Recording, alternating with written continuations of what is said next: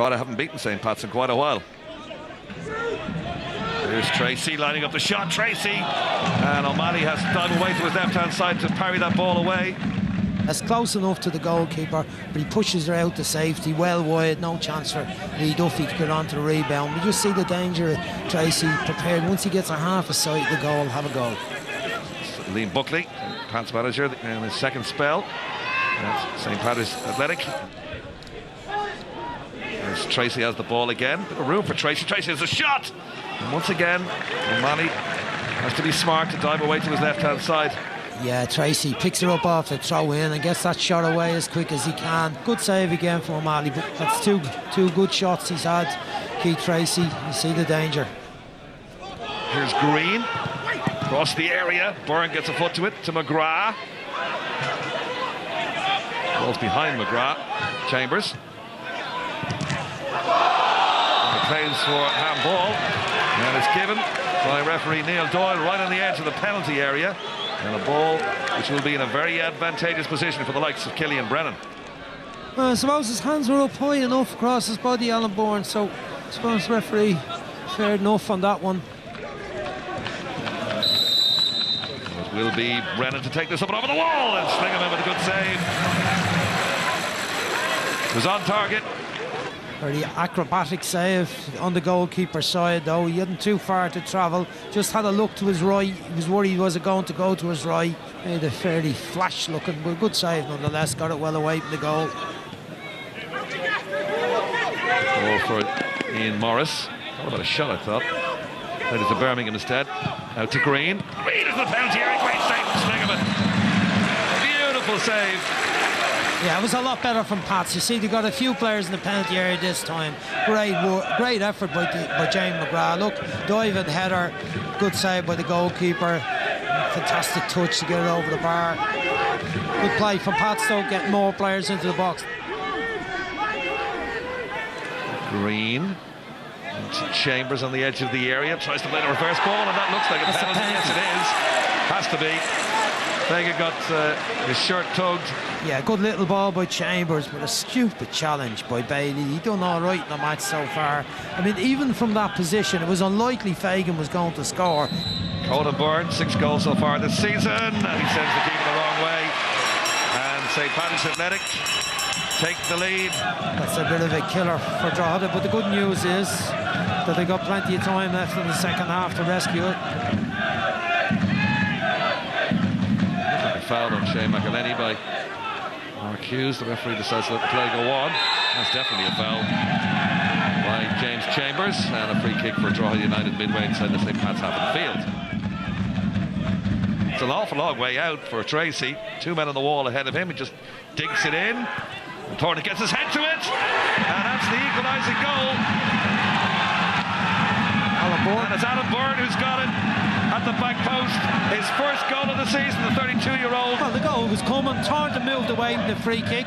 Treacy picked him out with a great ball. Ian Morris the wrong side him, should be inside him. He's behind him, look. And Thornton heads it back across the goal. Easy in the end. Greene, McGrath.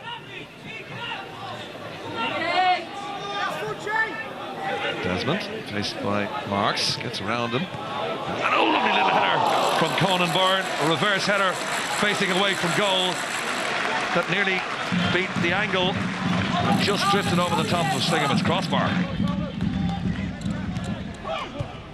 Greene, Byrne, becoming much more of an influence in this game in the second half. Byrne in towards Fagan. Fagan with a shot. Here's Greene inside to McGrath. And straight at goalkeeper Schlingermann, who drops gratefully on the ball.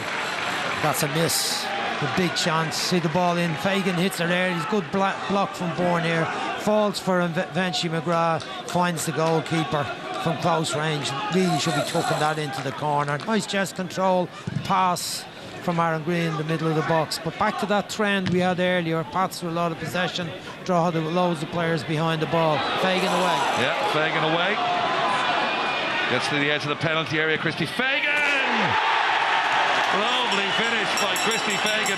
He's only started 12 games this season, and he scored on 6 occasions in those, and now in his 13th appearance after an injury-hit season. Christy Fagan hits the back of the net. 66 minutes gone on the clock. Pats back in front 2-1. Well, would I predict that, John?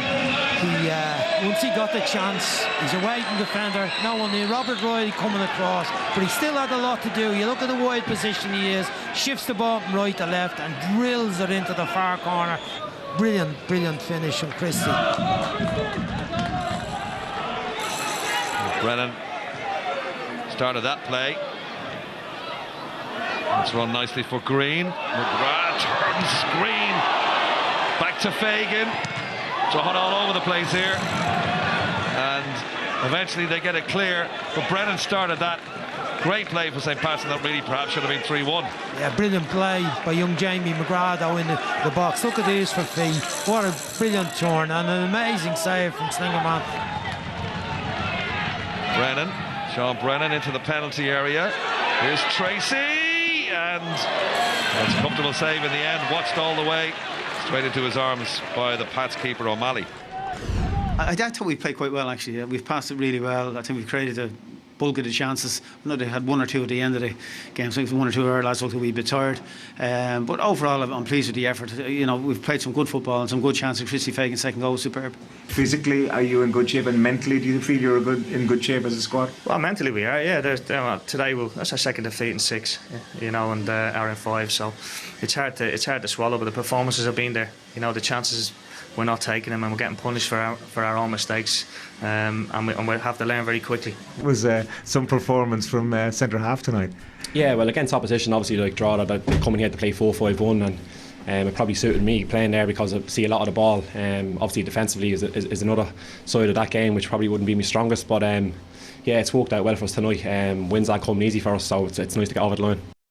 Yeah, Killian Brennan had a particularly good game on Friday night, playing at the heart of that defence. Normally operates in midfield, but also both goalkeepers had an extremely good night. Conor O'Malley for St. Pat's and Micheal Schlingermann for Drogheda United. But Trevor, there was a view expressed in our panel on Friday night that Drogheda sat off Pat's far too much. What did you think? They did, absolutely. Neither team really engaged each other and got up tight against each other. But Drogheda were playing against a Pat's team that you know hadn't won games. I think they'd won 7 and 8. You look here in Lee Duffy. There's no pressure put on the ball. Firstly, you shouldn't let it go to Killian. You'd send it to the other centre half, because Killian's one of the best players on the ball in the league. He's a midfielder playing centre half. He's 10 seconds on the ball, which is unheard of. You'll see Killian drifting into the game again, and he's got another 10 seconds. You can see Sean Thornton there. Needs to engage him because he's not picking anyone up, so effectively he's not doing anything. And Killian can slip a ball in behind for Conan Byrne. And that was really the team of the night. Killian got man of the match, rightly so, but he'd all the time in the world. This is a set play, and you can see it just goes into feet. If you can't be set up from set plays, you've no chance. As the game is moving, it's harder. From set plays, you need to get up against people and block them. You've seen Robert needed to get in front of him. The organisation wasn't there, and to get another ball into the box. This is for the goal. It goes from one side to the other. So Drogheda didn't keep Pats down one side. They let them go from side to side. It goes into Christy Fagan. Comes back, no pressure on the ball. It goes wide, still no pressure on the ball to get his head down. He can get his head up, plays it inside, no pressure. And you can see there's lots of Drogheda bodies around, but nobody's doing anything.